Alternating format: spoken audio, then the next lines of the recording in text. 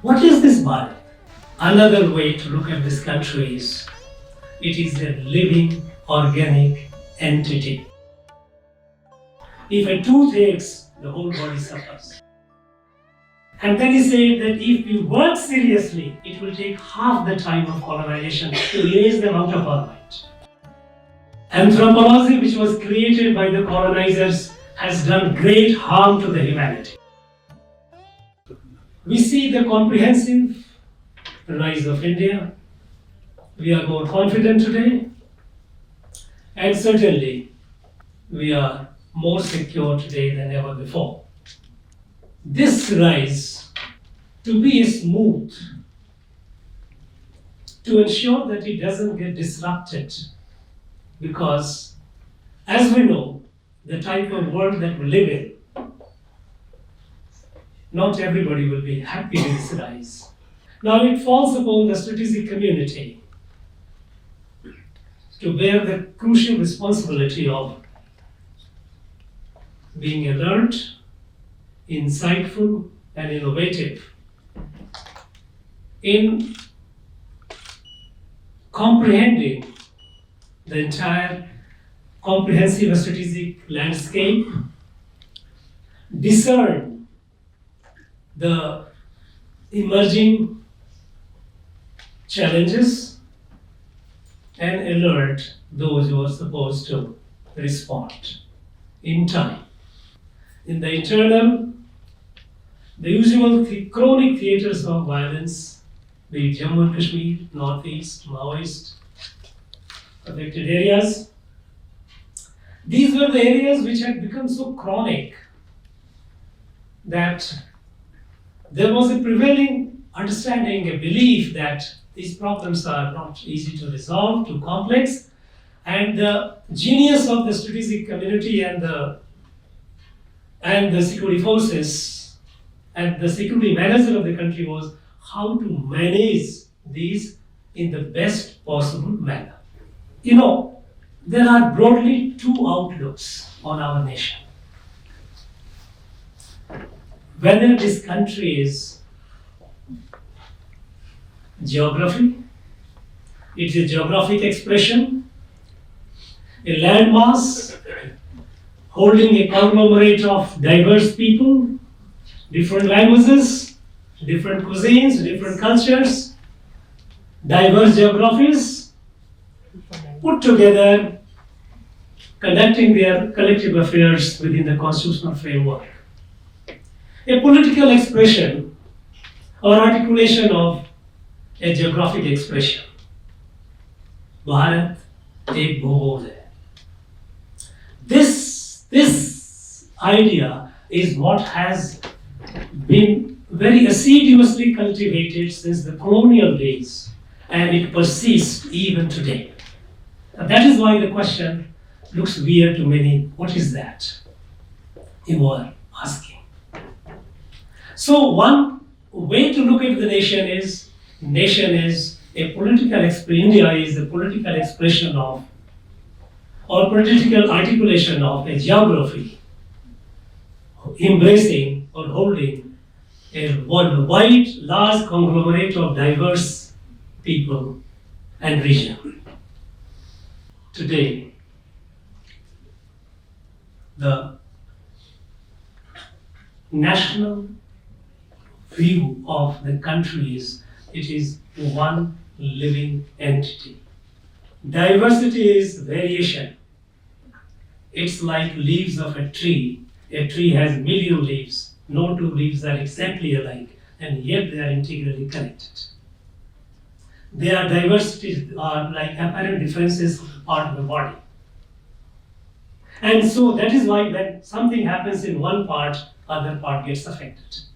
Remember what happened in September 2014 when Chinese president had come over to India. And there was an atmosphere of bonhomie. They were going to say they were going to invest $100 billion, as usual Chinese promise. At that very time, tumor happened in South Ladakh. If we had gone by the previous style, previous reflexive response to such situations, would have just said, let the event go off peacefully. But no. The country decided to repel them. And when in Gandhinagar, Chinese president told the Indian Prime Minister, it's as simple as a small issue, we'll resolve it. And what was the response? Mark the words, remember the words that Prime Minister said. Mr. President, this is not a small. If a tooth aches, the whole body suffers. It may be a tooth, it may be a remote area, it's a part of the body. We are not able to accept it. It was that sense which led us to stand firm in local. And when you treat the country as a family, there are variations, they are not differences. They're treating somebody, this over the period. Father of modern anthropology, go on the Google, find out. Claude Strauss-Levy, he's a French. He lived for 100 years. He says that, look, anthropology which was created by the colonizers has done great harm to the humanity. No society, no individual can be studied in isolation. And that is how he came up with the theory of a structural anthropology. That there is an interconnectivity.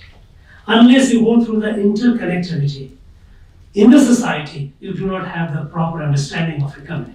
But what these anthropologists did, they brought them hordes of them, thousands of them. They came to a particular area, they studied how the people of this area eat, what do they eat, how do they wear their dhoti, how do they complement each other, small differences, and they started segregating them as different from others. It actually, the society which lives as a continuum, they created innumerable divisions. So they wrote the false history, they also brought band of anthropologists to see that this country is fragmented. In 1972, one economic historian, Paul Baruch, wrote a piece. He says that Europe was rich, Europe became rich 200 years behind, America became rich 100 years behind. Until then, India was the economic powerhouse of the world. Now this fact or this statement did not go well. So OECD commissioned a study. We know who OECD is. OECD commissioned a study on the world economy under the chairmanship of Professor Angus Madison. Angus Madison report comes out right from the 1st century till 19th century. And if you see the report, till 18th century, India was the largest economy. The India could not have become largest economy if it was not otherwise in the field of knowledge, in the field of enterprise, so grown up. But we have become a stranger to it because we have been taught history, we have been taught the facts which are grossly distorted. Mahatma Gandhi, after 1947 when British left and we were celebrating independence, he was sitting in the Bhangi colony, and Mahatma Gandhi, what he said was very revealing. He said, well, they have left, British have left us physically, but they're still in our mind. And then he said that if we work seriously, it will take half the time of colonization to erase them out of our mind. The Baptist church was playing a very, very mischievous and dangerous role. Very relevant. You know, he was the first advisor to our Prime Minister on tribal affairs. Very relevant visited eastern part of our border Nagaland. He has spent there 45 days and he gave a detailed report. And there he says how this area where this Baptist church is trying to poison seeds in the mind of the people, innocent tribals against India. And the Prime Minister wrote a letter to then Chief Minister of Assam, Vishnu Ram Bedi. I have been told that this is what is happening. We must not allow it. We must deal with it firmly. However, they are doing excellent work in health and education. So that sensitivity should be kept in mind. Now, down the line, on the ground, the person who is supposed to enforce it, what is the message that we have given to him? Should we stop them? Should we deal with them firmly or should we allow them? this ambiguity. Even in the northern frontier, we kept our forces restrained. No, you go and yet don't confront.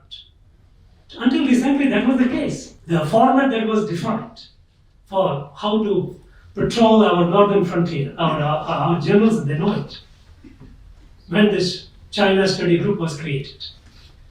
Again, we said, yeah, we don't like, okay, you go, and yet there shouldn't be any confrontation. Are we giving a clear signal to our troops what they should do or what they should not do? Do we leave them in ambiguity? Do we have a clarity whether some entity, whether they are a friend or a foe?